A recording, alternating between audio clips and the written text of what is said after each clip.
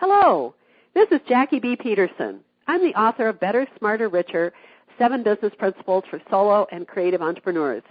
It's my mission to help solos, creatives, encores, those of you in one-person businesses, understand and apply the 7 solo business principles to your enterprise so that you can find the financial success you are seeking. It's quite a process.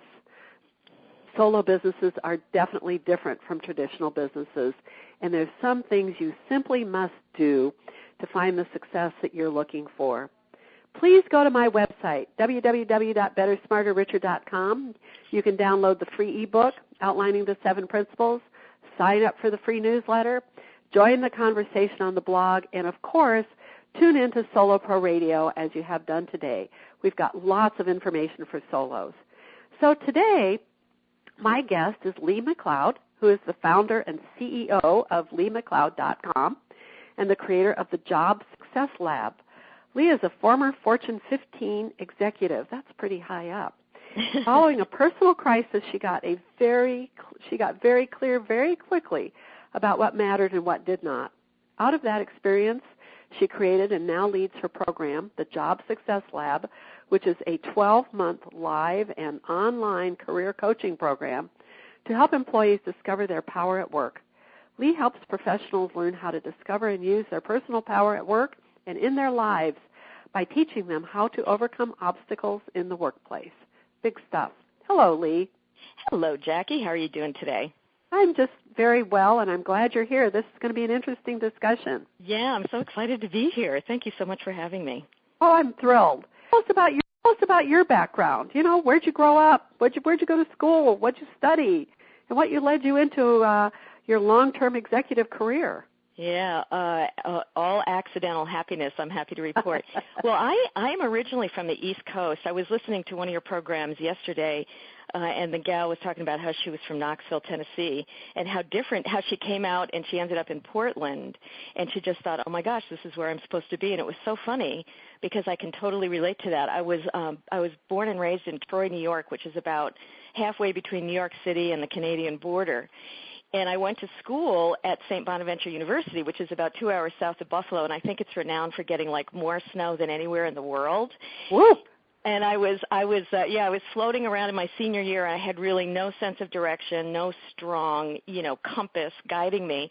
And I was slugging through an off-campus walk with about hip-deep snow in April, and I realized the thought just struck me, hey, this is optional. I do not have to live in a place where it snows like this. So I started thinking, ooh, where can I go? Which is really a form of running away because I had no master plan. And a neighbor that we had grown up across the street with had gone to RPI, which is a prestigious engineering school. And at the time, he had come out to Seattle to work for Boeing. And so I called him up, and I was like, hey, Bill, how about I come out there and look for a job? By then he had bought the $40,000 ranch house in Federal Way, and, Seattle was very different than it is today. And he was like, yeah. So I just started telling everyone my plan was I'm going to Seattle, which, back when I'm dating myself, but when I graduated from college, Seattle was, you might as well go to the moon. The world was a much bigger place. And so they started calling me Seattle Slew because it was right around the time when that horse was winning all those races. Right. Anyway, so no one believed I would go, but I went. And it was a very different time, and I took about a month and a half to find a job in the food business, and then they brought me to Portland to do training. And as soon as I was driving in on the band field, I don't know what it was, but I got that, oh my gosh, this is totally where I'm supposed to be. And then a few months later, the opportunity came up for me to move here, and I was like taken. Yeah, and it's just weird.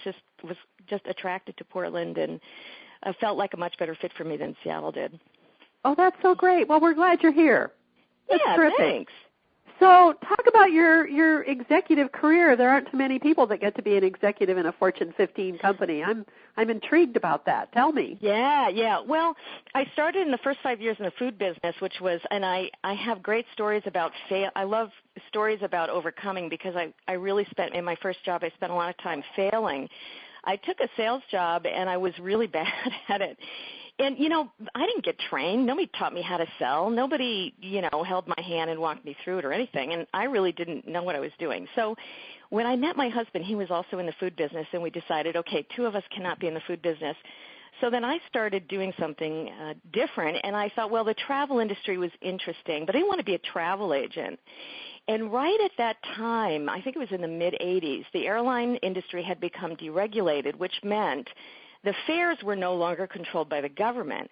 And so what that meant for organizations was organizations that were traveling on business, that area now all of a sudden became competitive. So airlines started vying for the business of companies that traveled. Mm-hmm. And they could, negotiate prices and all that stuff they couldn't do before, I think it was 1984. So I got into that side of the travel business doing I was at the leading edge of that industry growing, which was really exciting and interesting. And so I was working for a small agency in Beaverton who did a lot of work with Nike in Eugene. And they were eventually acquired by one of the deregulation process, basically this whole industry around managed travel emerged. Uh-huh. And so they were eventually acquired by a bigger company because Nike was such an, appealing opportunity. Real plum. Anyway, so I got involved from the corporate agency side doing sales and account management, which I loved and was really good at. And eventually I moved to the other side of the desk, and I went to work for Hewlett-Packard as on the inside, like as the buyer of travel. And even though, it's so funny because people say, you manage the travel program? And it sounds like, why does anyone need to do that? But when I left HP, we were spending $1.3 billion a year, billion with a B, on Holy travel moly, expense. What a big job. Yeah. And, people don't think of it like that, but it's a major commodity and for most organizations, big organizations like that, it's in the top 5 in terms of their line item expenses. You got people, you get buildings and capital equipment, and then you have this discretionary expense called travel. So there's a lot of energy in organizations around controlling it. Policies and compliance and measurement and negotiations and all that kind of stuff. Wow. So it was really fun. And in that experience, what I learned is I had a really great mind for strategy, like I could see what it could be, and I was able to create all kinds of, leadership opportunities and develop great programs. And I also had the ability to work effectively with executives, which is a whole unique skill set, I think, unto itself. And I think those 3 things really kind of created my, success pattern. So you took something and you could see possibilities and you ran with it. Yeah, exactly. At the time, you probably didn't think that you were being an entrepreneur, but that's very entrepreneurial.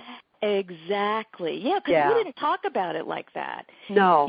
Somebody said, hey, we spend, $100 million on this. Go figure out a way to create a program, make it good for the customer, and spend less money doing it. Yeah. I was like, yeah, go. We'd brand stuff. We'd name things a certain way. We'd set up programs. It was really like running my own business within the construct of Hewlett-Packard. Yes. So you really took the opportunity. I've talked to a lot of people on this program in the last year and a half, Lee, and many of them tell not exactly that same story, but they tell the story about being in an organization and doing something very entrepreneurial and not at that time recognizing their own entrepreneurial skill. It didn't get called that. It didn't get pointed out that way, and yet that was the piece that laid the groundwork for them later to start their own, entrepreneurial business. Well, it's funny you say that, Jackie, because when my husband and I first got together, his goal was, I want to own my own company. I want to own my own company. And I love the corporate structure. I knew how to play it. It was predictable. I knew how to maneuver within it. I was like, ooh, I could never start my own business. And because I was made for corporate America. Like, this is my thing. And now here I am. How funny. How funny. So then you had a crisis that changed all that. So do you mind talking about a little bit about that and how that affected you? Yeah, I will. Yeah, and to be honest, I sent an email out last night to my mailing list saying, I'm terrified. I'm so out of my comfort zone. because I really don't talk about this, but when I was about 5 years ago, when I was out of town, my husband of 24 years unexpectedly collapsed and died, and how difficult. Oh my gosh, and people, if you've been through it or people listening have been through it, just there's really no way to describe it, and there's no way to prepare for it. The one thing I kept thinking is, you always have these trite conversations. We had them too. Oh, if anything happens to me, keep the house, sell the car, make sure Colin does this, blah, blah, blah. Yeah, right. And all I kept reflecting on afterwards was, oh my gosh, that is so not what this is about. That is so stupid to have those conversations because, well, I mean, you can have them, but that's really not what you're thinking about. It's really such a physiological, it's such a physical manifestation of pain, and anyway, so you huge emotional tear, just a rending, a rip, a tear, exactly in your whole psyche. Wow. So wow. And the reason, the reason it was transformational as well, and it definitely made me a different person, and what I hope is that it made me a better person. I went back to work, and I had this amazing assistant, Cynthia Sells. We were all virtual, so I never worked exactly with my team. We all worked out of home offices. And I called her up, and I said, and I had no, I had no constitution at all. I mean, I was so broken, and I kept thinking, I don't know how I can possibly do this. And I knew that I could not work the same way that I could before. And I'm not a person that ever in my life, if you ask anyone who has known me in all my years of existence, if you said, is Lea a person you would describe as fragile? They would laugh in your face because I'm not what anyone would consider to be a fragile person. But in that time, you really discover what brokenness feels like, and I did. And I felt like spun glass. I felt like if I got one more phone call from the insurance company, I was going to break. If I got one more thing intruding in my life, I was going to break. I did not have the capacity physically or emotionally or probably intellectually to do what I was doing. It's not a situation I would wish on anyone, and it's one of the reasons, I don't know if we're going to talk about happiness, but I think our culture is happiness obsessed, and I don't know that happiness is the goal because it would make everyone who has ever suffered traumatic loss almost marginalized because there's no happiness in that. Yeah. But there are things that you get from it that change you, and there's value in those things. Well, it certainly made you stronger, and you have landed on your feet. Yes, and through the grace of God and people around me. And when I went back to work, I called and I worked a lot of hours, as we said in the note, and I called my assistant, Cynthia Sells, and I said, Cynthia, here's the deal. I cannot do anything before 9 o'clock, and I cannot do anything after 5 o'clock because I just didn't have the capacity. So she said, okay, done. And I had a global team, so I was very used to being on the phone early for Europe and late for Asia. And I just said, well, if we have to make an exception, we'll make it, but I just couldn't do it. Well, what was interesting about that, and the reason I'm so passionate about this idea about you don't have to do everything, is I was like, wow, I wish I would have discovered this 10 years ago. I just stopped doing things that I did because they were in the windshield view of my job or my life. And what I realized is not all of those things need to be done. Not all of those things are the most important things. And it became very easy. It was like surgery. Yep, I'm focusing on it. That one, delete. I mean, the delete key became my favorite friend on email. I got very quick because I couldn't do more than that limited amount of time. Yeah. And what I realized is when you really push back against all that stuff that shows up in your windshield view, you can slice away the pieces that really do not need to be there. Learning. Isn't that? I mean, you really learned how to prioritize what was absolutely important for you. Absolutely. And for giving you the strength and the health and the time and the healing time that you needed. Wow. Right, exactly. And what was amazing to me is it worked. And when I was leaving HP, It was the last couple of years were really tough because everything was slash and burn. Lay people off, don't get replacements. It was very, very difficult. Yeah. But as I was leaving, they were doing this director level 360 where everybody evaluates you, and you evaluate yourself, and I'm my own worst critic. So I sat down on the phone with this gal from a consulting company that the company must have hired in Boston, and we're going through all the results, and I'm like, yeah, I'm really not the greatest financial analysis person, and I really should be better at that because I'm a director level, but, I have really good people who do it. So we go through this whole thing, and in spite of the fact that I had functionally changed the way I worked, like I had done a 180, she's like, Lee, you are one of the highest rated people at this level in the organization, like across all of HP. Wow. And I just laughed because I thought, oh, if only I had known. Because I didn't really, I maintained my ability to deliver good work. Yes, and probably even better. I just have to tell you, Lee, that one of the things I talk about all the time with people is focus, focus, focus. And, that's just what you did, is you focused on what really mattered, what really made a difference, what you could do, what you could reasonably get done well, not spreading yourself too thin and trying to give everything a lick and a promise. Mm-hmm. Wow. No wonder you got high ratings. I went deeper, and I think I did it better because I was so clear. I was so clear on what mattered and what didn't. And wow. And it's not like you you say to people, oh, I don't care about your stuff. But a lot of work that comes our way, whether I think you're in an organization or whether you're a solopreneur, is work that other people are saying, well, this is my priority. Hey, could you help me do this? Right. And maybe sometimes you do, but you have to really say, well, wait a minute, is that my priority right now? Yes. Good questions. Yeah. Wow. Is this the most important thing I can be working on right now? Because sometimes it's not. Whether you're doing networking events, being really intentional about, well, what is this doing for my business? What is in this for me? Is this the best use of my time right now? Well, focus and intentionality are so important. Yep. And as you say, people try to engage you or enroll you in what is important to them, and you have to decide whether you're going to do that. Is it important to you? Exactly. That's what you have to decide, and that's a very big deal. So with all of this, and you've changed your career 180 degrees, and then you left HP, and you started LeaMcLeod.com. So talk about your business now and its mission and what you're doing. Yeah, well, it's funny because even though this business was created with the intention of organizations, I have to say that I work and talk a lot to people who are solopreneurs or in small businesses, because what people reflect back to me is that the issues are all the same.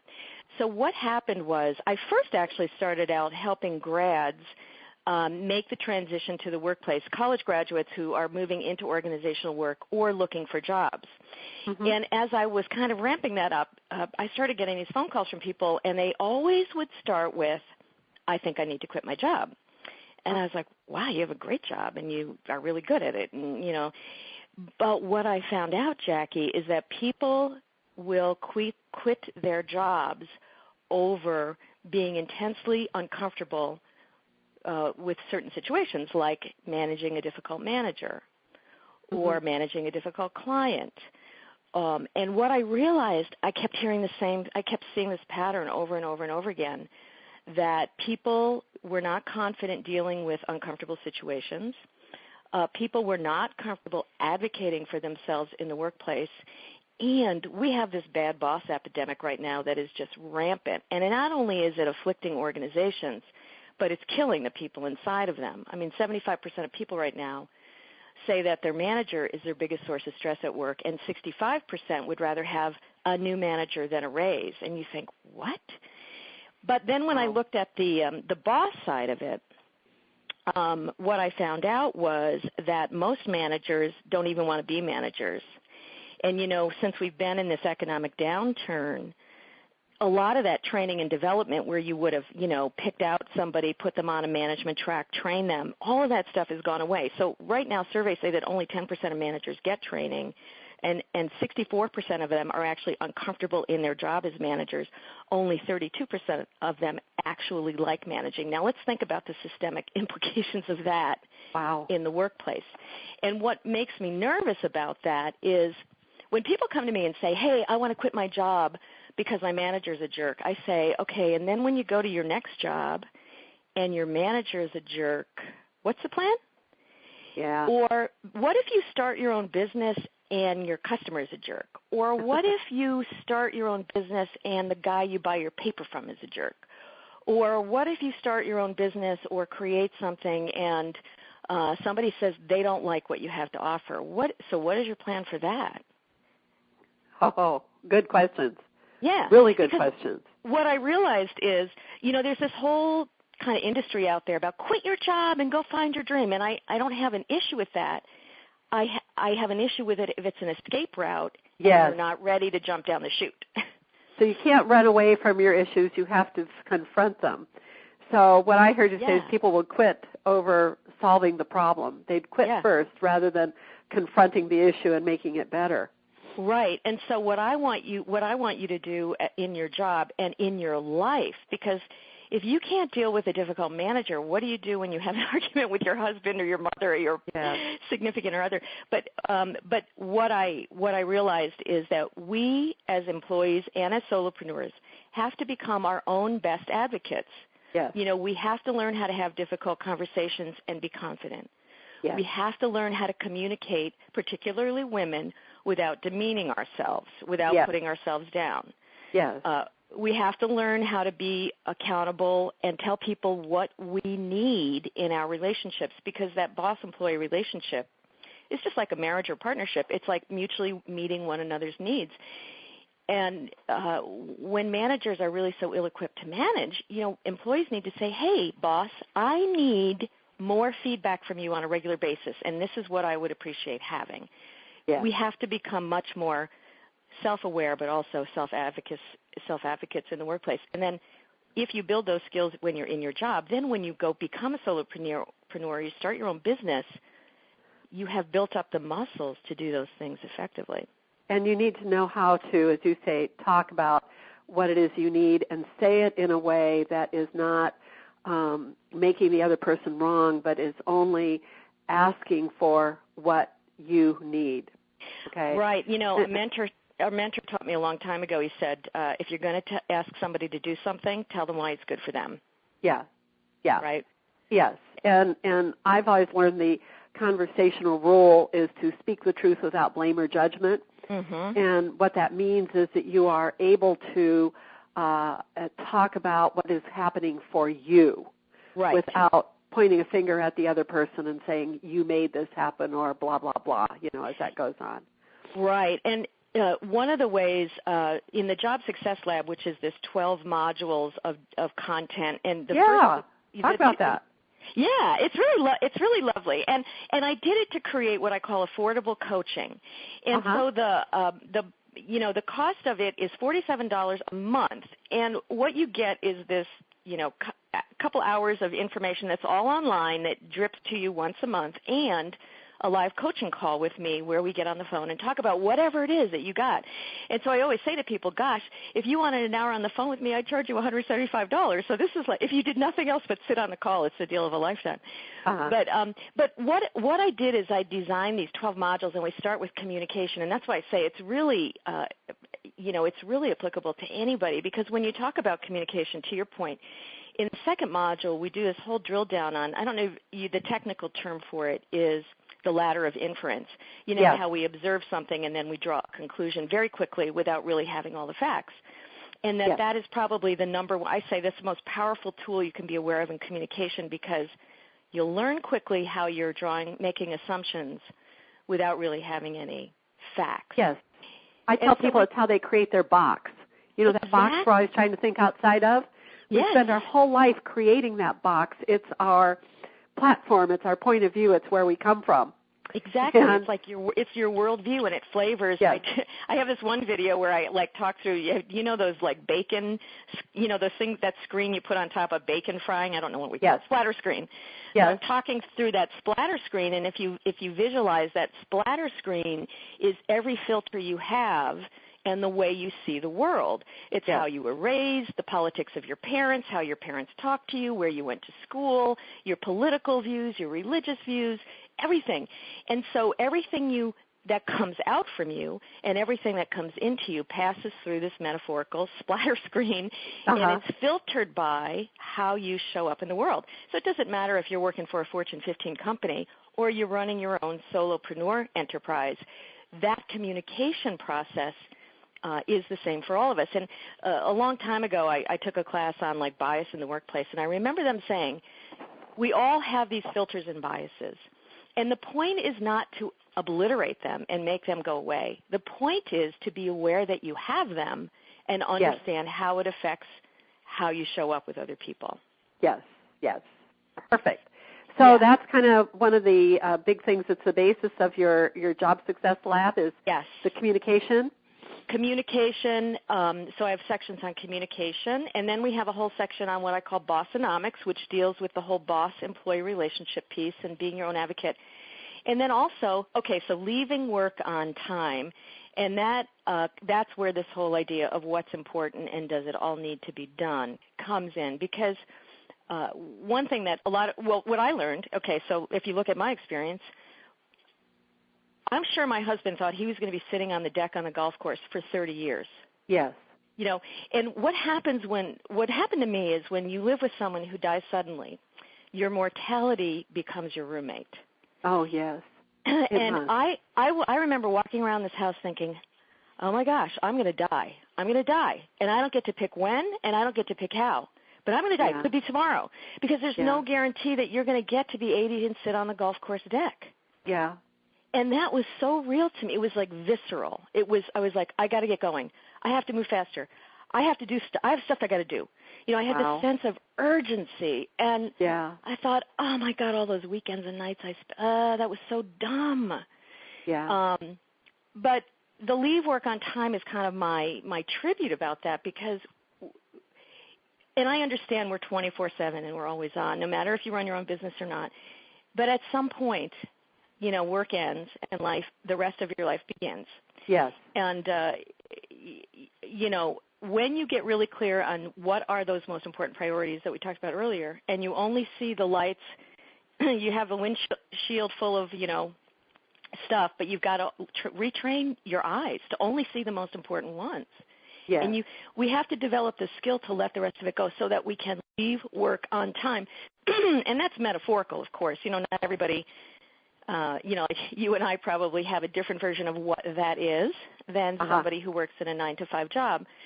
But there is a point where you have to say, okay, is this enough? And has the right stuff gotten done? And then you walk away. So you're talking about some big changes that people have to make, and you do this in a combination of teaching and one-on-one coaching, right, in the Job Success Lab? Exactly. Yep. Cool. Exactly. So as people make such changes, how does that affect their career? What happens in their career, and what happens in their personal lives? What happens? Well, what's amazing to me, I had a client down in Houston, and she had just taken a transfer from the Southeast to Houston. She called me. She said, "I think I made a big mistake." And I said, "Why?" The beauty of what I do is so often it must be my, what is attracted to me or what I attract. But I get to work with these amazing, talented people. I mean, they are amazing. They're top talent. If they were in my organization, I'd be like, okay, we got to figure out how to make you a VP, Yeah. And so she called me. I got to quit. My boss is dumping this work. He's not telling the other guy to, there was office politics, and it was all men. She was a woman. And I said, you have to go in there. We script out a conversation. So we scripted out this conversation. And, of course, it's always positive, right, because your obligation to your manager is to make your manager successful. So to go back to our point about tell them why it's good for them, in order for me to help you be more successful is kind of the vent of the conversation. Anyway, so we scripted this whole thing out, and I said, you have an opportunity here. This is a leadership opportunity for you because your manager, nothing is as important. What's important to you, your manager has no idea unless you tell him. So anyway, we went through this whole process, and she called me back. She goes, oh, my gosh, we had this amazing conversation, and I was totally positive like you told me because I had a feeling she might have been a little whiny, wasn't sure, negative. She goes, we talked about this whole thing.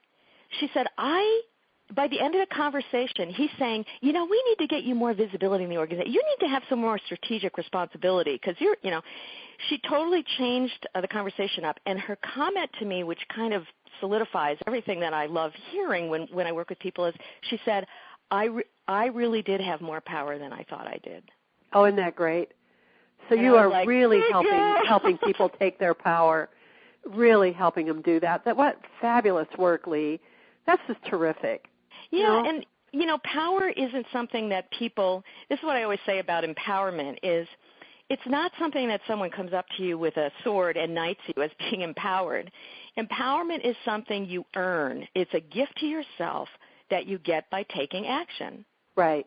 Right? And it comes from inside. It comes from inside. It comes from a mindset and a decision. Yeah. And if you're a solopreneur and you're like, I'd love to go talk to that person, but I'm terrified, or I don't know, or I'd love to put this ebook out there, but I'm afraid no one will buy it, or I'd love to start this workshop, but I'm afraid nobody will show up. You know what? Your empowerment doesn't come in the approval that people give you when you do those things. Your empowerment comes from simply doing those things. And from believing in yourself. Yeah. I keep saying the world is going to change when we begin to teach that power comes from inside rather than outside. That is so true. To me, you think a lot about, I do anyway, I think a lot about how we're going to make things different, and it seems to come down to that key issue when we really begin teaching that power is internal rather than external, the world changes. And that's why, I agree. And that's why the tagline for Job Success is discover your power at work and in your life, because it's all the same. And not only discover it, but take it. Here's some techniques. Here's some tools. Here's some ways. Here's some things you can say. Because certainly in a lot of the training and education that I do, I know people get it. I keep saying we're smart. We get it. We get it mentally, and we get it. We understand it, but we don't know how to apply it. Right. So it sounds like the other thing you're doing in your Job Success Lab is you're helping people apply the learning to their specific situation and make a difference in their lives. It's all about the action to me, because that's really where empowerment comes from. And when we have the lab, we start you off with a lab record. My father was a chemistry teacher, so I have all this chemistry lab and metaphor stuff. So we have this lab. You get a lab record, and it walks you through kind of an outline of all the videos and the content, and that you can fill in as you go. So it kind of keeps you engaged.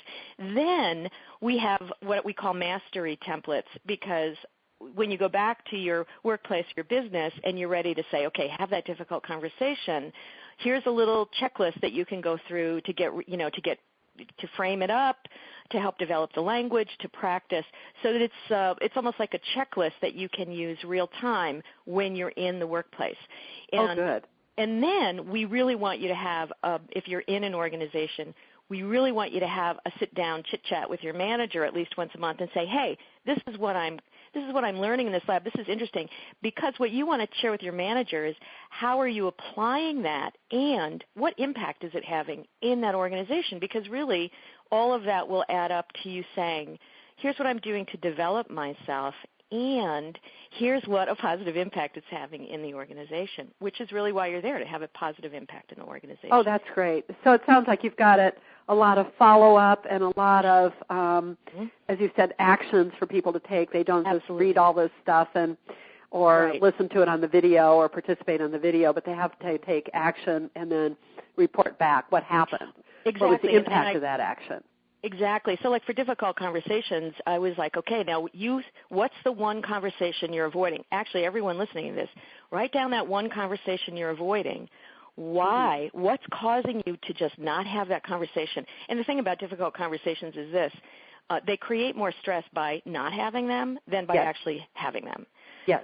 Yes. So I want yes. them in the difficult conversations lab, because everybody has one. I say, you're going to script it out as we go through. So write down, throughout the lesson, I just say, okay, now go to your lab note record and write down why are you avoiding this? What's going on here? What's keeping you? Good. And so it's step by step, and then bring your questions and issues to the call so that we can talk it through, and we'll just talk through as much as you need to talk through for the situation you're in. Yeah. So change the subject a little bit. I'm very excited about your program, Lee. I can see it's very powerful. But you also write the employee advocate column for the Daily Muse. Yes. So talk about that. I mean, what kind of advice and tips do you give, and, how does that work? Yeah. Well, and, it's funny because one of your other questions was how do you get business? And the funny thing about it is, so I have this love-hate relationship with our lemming mentality that I think social media has totally, driven us to. It's like, do you like this? Here's more things like that. Or here, all the people like this, you might like this too. So we've created this culture of homogeneity, which makes me nuts. But the funny thing about that is if you can insert yourself into it and make it worthwhile, which is what I did with the Daily Muse is they put out a call. I saw it on Twitter. They put out a call for writers.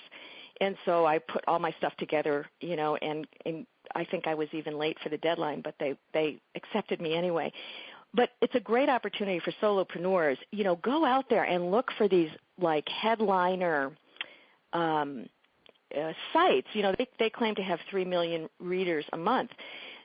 But they're looking, there's a whole genre of writing about how do you start your own business, or what kind of businesses can you start, or what if you're a creative and you want to start your own business. So places like the Muse and the Grindstone and others, even though they're focused on working in organizations, they do have this whole kind of category around, freeing yourself from the corporate environment.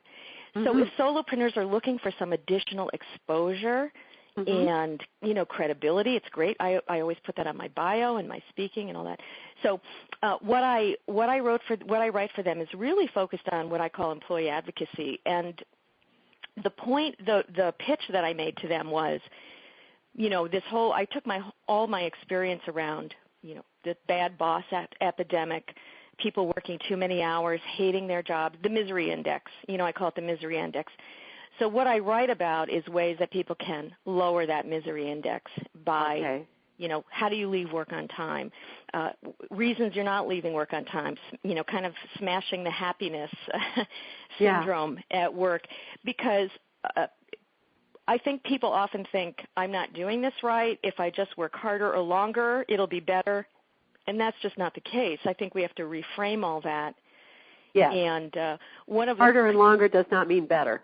Harder and longer does not mean better. And one of the kind of consistent themes I have in virtually everything I say is that in addition to this, I just wrote a blog a couple of weeks ago about how the most underappreciated job skill that we all must have, whether you're a solopreneur or not, is the ability to identify and act on the major priorities. And I think we don't talk about that enough.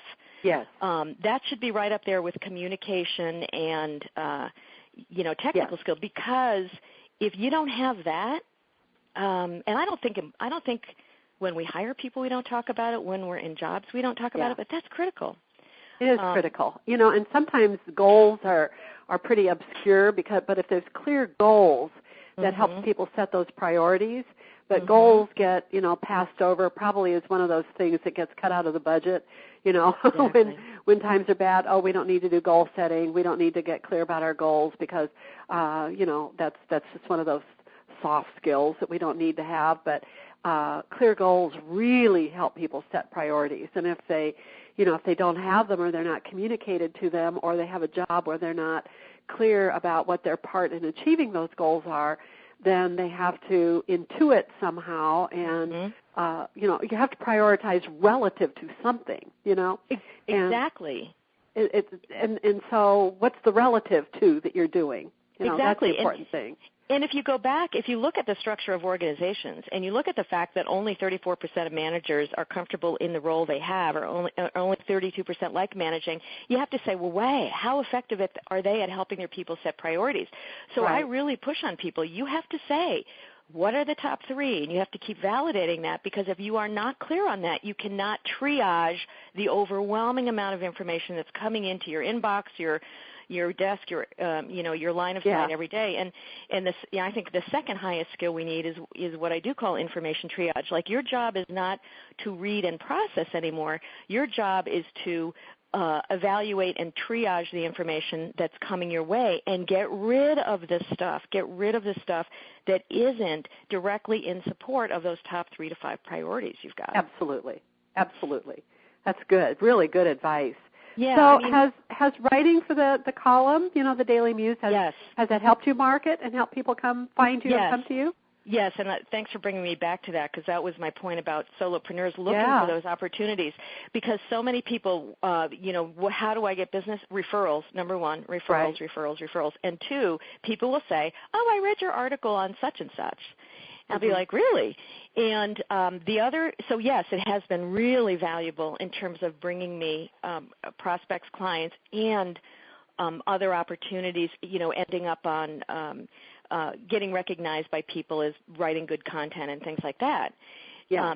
And the other thing is, do you respond to the HARO inquiries that come each day? I haven't. Have other people? Has that been good for you? Yeah, it has. Actually, I would highly recommend that for solopreneurs. It's kind of a game. They send out, not a game, but they send out 3 requests for information from content experts a day, and it ranges from everything. They have it subdivided into categories like business, entrepreneurs. There's a lot, often stuff about how did you start your own business, how did that go. Often they have financial, health, wellness, all kinds of stuff. But if there are solopreneurs who have content expertise or something to offer in that area, what I like about it is it's a great way to get in front of reporters who are writing stories. Yeah. And I always give them my information, and it's hit and miss, because a lot of people say their inboxes fill up within 30 minutes of posting, the request, so, you don't get in the queue. But one gal wrote an article that ended up in Forbes, LearnVest, and Lifehacker. And I had people call me. I had a gal call me from London who wanted to go open the London office of Tesla, and she's like, I really want to do this, but my resume is terrible. And we rewrote her whole resume, and it was awesome. And she is in the finals for that job in London right now. So it's amazing. Wow. Yeah, it's amazing how that little thing just can get you, if you get... Well, this is really good tips, solos, all of you listening. Yeah. Lea is giving us some wonderful tips here, to get yourself out there and write articles and respond to HARO. And, I'm absolutely after people to ask for referrals all the time. Yeah, absolutely. I keep saying that your clients would have to be living in the back of a cave facing the wall not to know the proliferation of small businesses that is going on, and that small businesses live and die on referrals. So for heaven's sakes, don't hesitate to ask for them and give them, and because that's how we know things. I mean, and that's been solidified into businesses like Angie's List and Yelp, and what we're talking about is getting referrals. So give them and ask for them for your business. It makes a huge difference. So. Yeah, I agree. I totally agree. And a great way, to get in front of people by either being more aggressive about asking, or we're trying to get in front of some press opportunities as well. Both of them. It's that social credibility. It's that social validation that is very difficult to get when you're just, trying to do your own thing. Yep. So Lea, do you think that your advice appeals mostly to women? And if so, why do you think that is? Well, it's funny because you mentioned that earlier, and I would. It's funny because Jackie, when I first started, people said to me, well, you're probably going to focus on women, right? And of course, I grew up in corporate America. I'm like, no, why would I do that? No, I'm for everyone.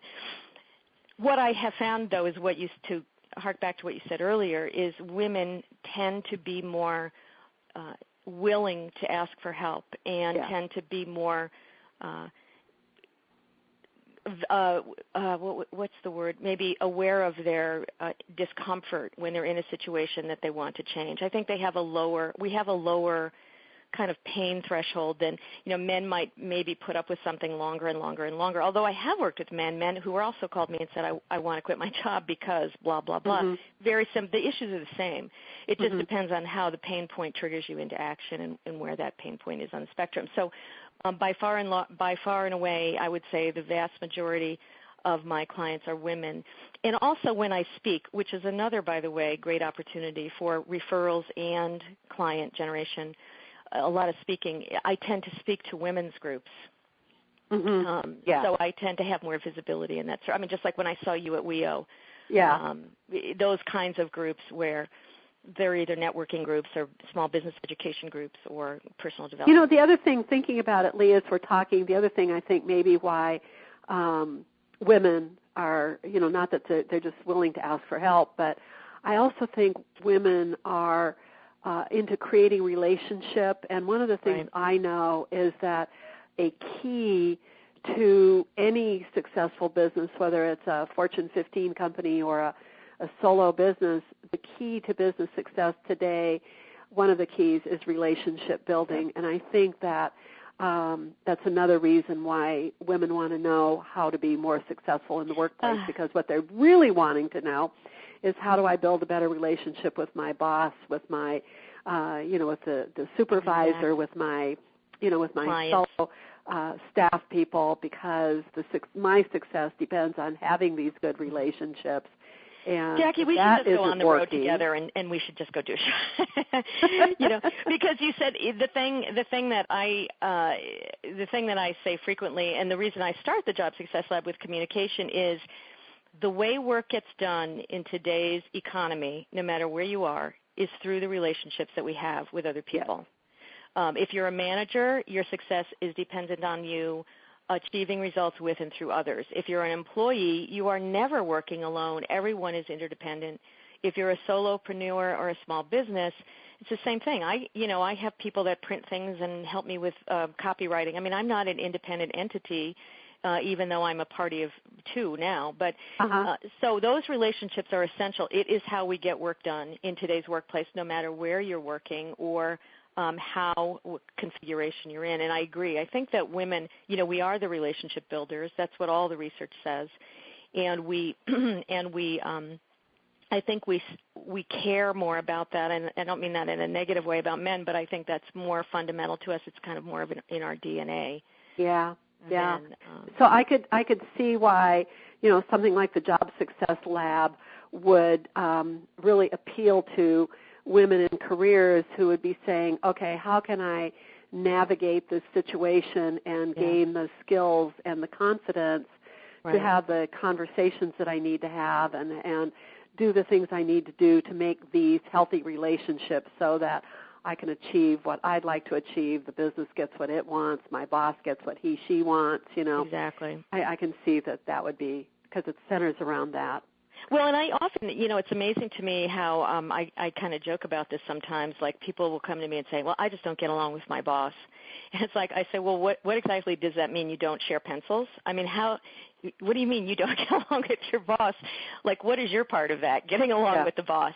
And I think that those abrasions that happen in workplace relationships, I agree. I think it's that we want to get along with people.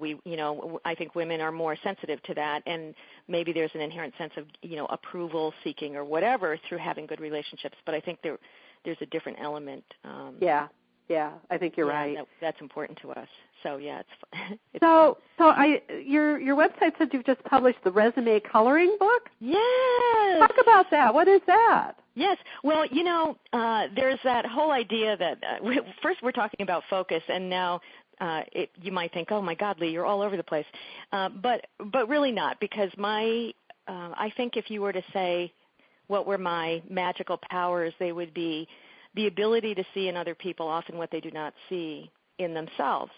And one of the fun things when I started, remember, I'm also a testament to the fact if at first you don't succeed, keep modifying your business plan until you hit the right target, right? So I could talk about that for hours.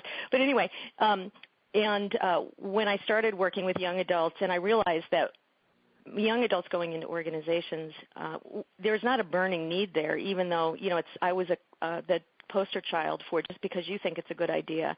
If your customer doesn't think it's a good idea, you don't have an idea. Right. So then I realized I was watching social media. I was like, oh, I can't talk to them about working until I talk to them about getting a job. Now, and I've hired people for 20 plus years, so I thought, I can help people write resumes. And I started reading blogs and taking the online classes and buying some books. And I write a really mean resume. And what I found was really focused on young adults, because I think young adults really struggle with the who am I part of the job search equation.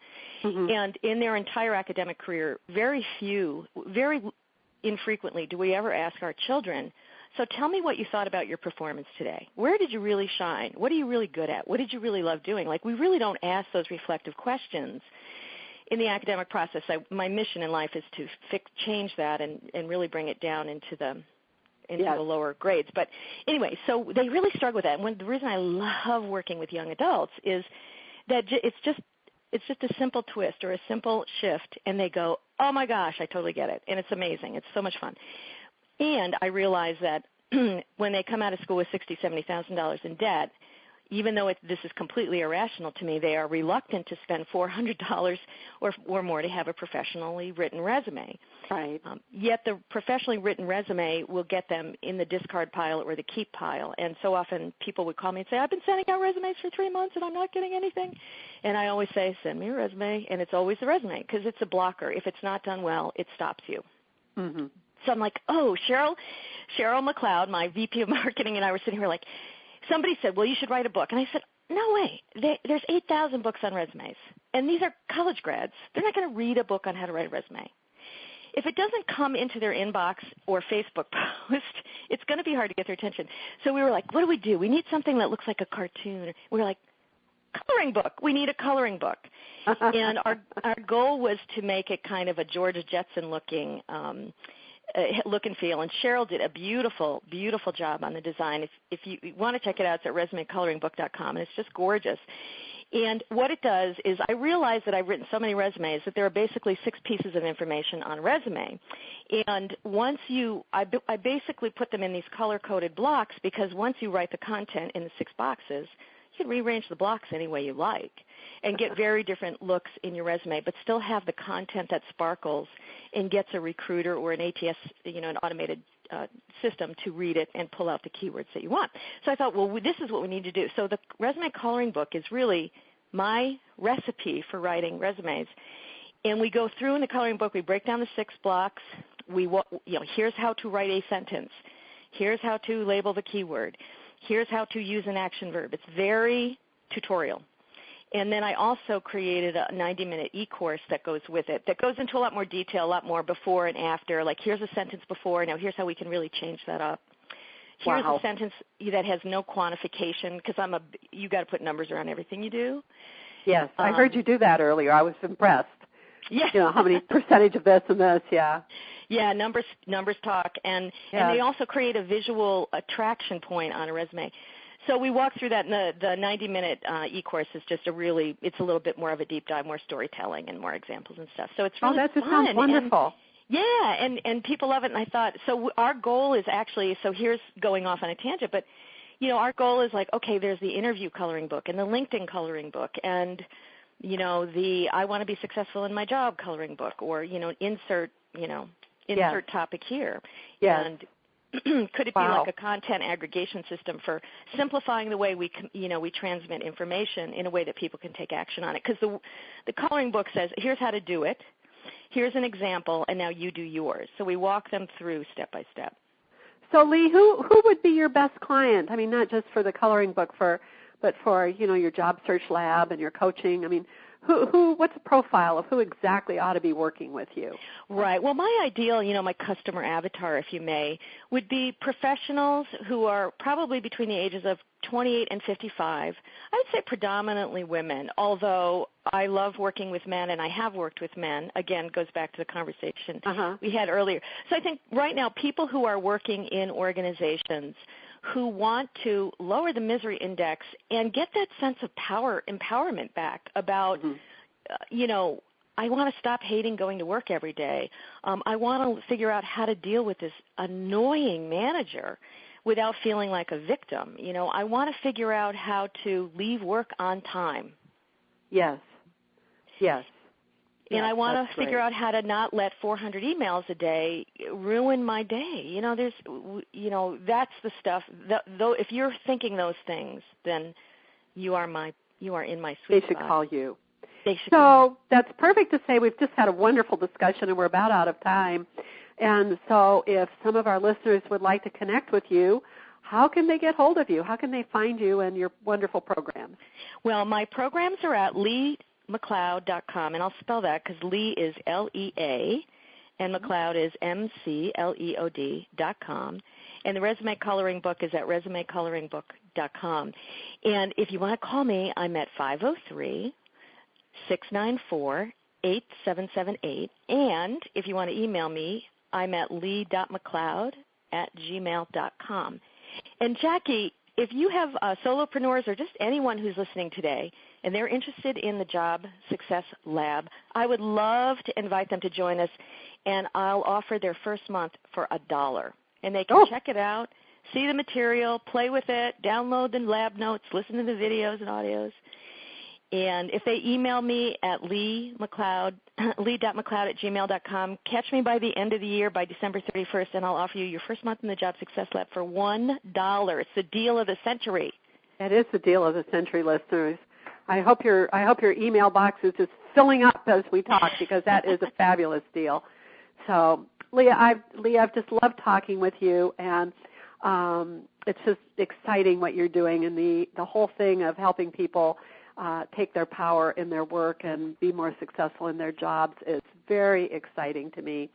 And, I had a consulting group for quite a while. We taught many of the things that you're teaching right now. Yep. And I think, so I feel a kindred spirit with you. I do too, Jackie. Oh, great. Oh, great. Great conversation. So, listeners, I just want to remind you that this is Jackie B. Peterson. You're listening to Solo Pro Radio. I'm the author of BetterSmarterRicher.com. Not BetterSmarterRicher.com. That's where you can find me. I'm the author of Better, Smarter, Richer, 7 Business Principles for Solo and Creative Entrepreneurs. And I hope you'll go to the website, which is BetterSmarterRicher.com, and take a look at the free ebook and sign up for the free newsletter and communication from us, and that you will also stay tuned to Solo Pro Radio. And I want to make the first announcement to you that we are beginning a live coaching program that is going to start on February 5th, and you'll be hearing from me very soon about an announcement about this program where those of you who are solos and are looking to structure your business with the solo model and find the financial success you seek, that you will join that coaching program for me as well. And I've just enjoyed our conversation today. I'm wishing you all happy holidays, and we'll hear from you again soon. Goodbye.